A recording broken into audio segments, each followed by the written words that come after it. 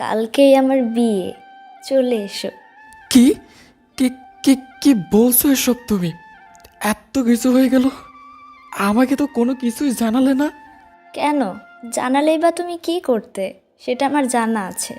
হয়তো ফ্যামিলির দোহাই দিতে, না হয় বলতে আমার চাকরি নেই, খাওয়াবো কি। দেখো, আমি তোমাকে ভালোবাসি, আর আমি আমার সব পরিস্থিতিতে তোমাকে কোনো না কোনোভাবে সামনে নিজের করে নিতাম। কেন এমনটা করলে? আমাকে জানাতে তো পারতে। আমি তোমাকে ছাড়া বাঁচবো না। বললে না তো সুমিত একবারও ভালোবাসি বলে, আর আজ দেখো। চুলের খোপা ঠিক করতে করতে তিশা বলে উঠল, আজ তিশার বিয়ে। পাত্র বেশ, অবস্থা সম্পূর্ণ ঘরের, দেখতে টেকতেও খারাপ নয়। তিশার প্রথমে মত ছিল না একদমই, কিন্তু কিছুটা বাবা মায়ের চাপে আর অনেকটাই সুমিতের উদাসীনতার কারণে বাধ্য হয়ে হ্যাঁ করেছে। সুমিত আর তিশা কলেজে একসাথেই। খুব ভালো ছাত্র ছিল সুমিত, আর তিশা যাকে বলে পুরো উল্টো, খালি ক্লাস পালানোর চলে থাকতো। যাই হোক, তিশা ছিল ডাক সাইডে সুন্দরী, আর সাথে অত্যন্ত ধরি। তো ওই তিশার সাথে সুমিতের হঠাৎই বন্ধুত্ব। নবীনবর উৎসবের ডুয়েট গাইতে গিয়ে তিশার সেদিন দুজনের সাথে সুমিতের গিটার যেন আসক্ত ছন্দে মিশে গিয়েছিল সেদিন।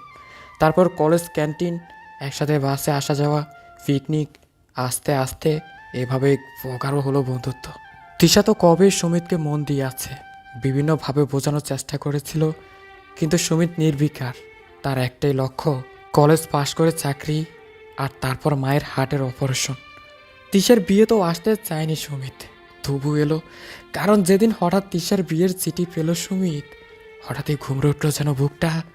তিশা চলে যাবে অন্য কারো ঘর, হয়ে যাবে সে চিরদিনের মতো পর।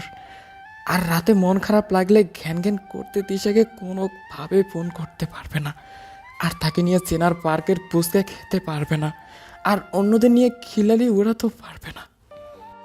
আমি কি তিশাকে ভালোবেসে ফেলেছি? মনে মনে ভাবে সুমিত। ইচ্ছে হয় তিশাকে বলতো, ধারা তিশা, তুই আমার, সবসময় সবভাবে, সব কাজে আমার। আমার মন খারাপের ঠিকানা তুই, মন ভালো করারও তুই। বিয়ের চিঠিতে ভুল নাম লিখেছিস, পাল্টা, তাতে আমার নাম হবে। পরক্ষণেই নিজের ঘরের দিকে তাকায়, ছাদের পলস্তরা খসে পড়বে, পুরো রড বেরিয়ে আছে। ঘর সব কীরকম ভিজে স্যাঁতস্যাঁতে। মার হার্টের অবস্থাও ভালো না, ডক্টর অবিলম্বে অপারেশন করতে বলেছেন। বাবাও বয়সে বেড়ে নোচ।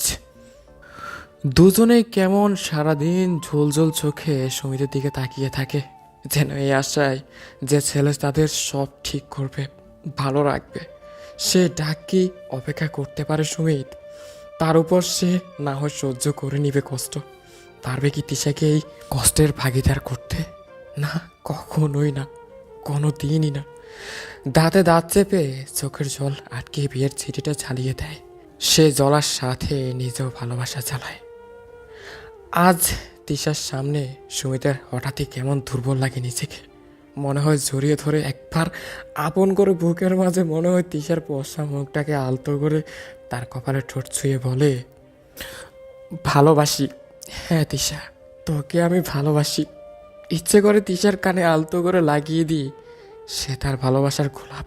ইচ্ছে করে তিশার নরম গোলাপের ঠোঁট নিজের ঠোঁট ছুঁয়ে বলে, আয় আমার কাছে আয়, আমার বুকে আয়, আমার সাথে আয়, আমার হাতটা ধর, আমার চোখে থাকা দেখ, আর শুনে যা আমার নিঃশ্বাস।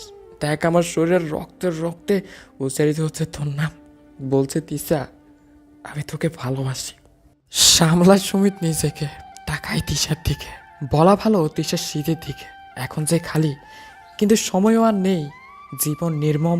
তবু হেসে বলে, কেন বলিনি ভালোবাসি? তা যদি বুঝতি তাহলে জুলিয়েট হতি, তিশা না? বলে হেসে ওঠে। তিশাও হাসে। হ্যাঁ আমি। আমাকে কেমন লাগছে রে?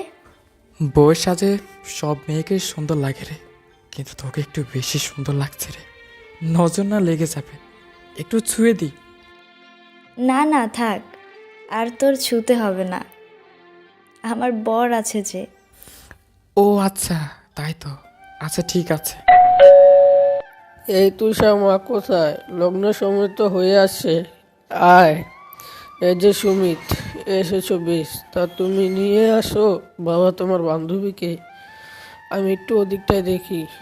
এই, তোরা সব কোথায়? এই, কই গো তুমি? তিশার বাবা এক নিঃশ্বাসে কথাগুলো বলে চলে যায়। এই ধর আমাকে। বলে তিশা একটানে সুমিতের হাত ধরে এগিয়ে যায়। হালকা কাঁপে সুমিতের বুক। মগুরের কাছে এবার হাতে তিশার হাত দেয় সুমিত। হঠাৎই দেখে তিশা আনমনে তার দিকে তাকিয়ে আছে। কিছু বলবি আর? এখন তো শোনার লোক ওদিকে।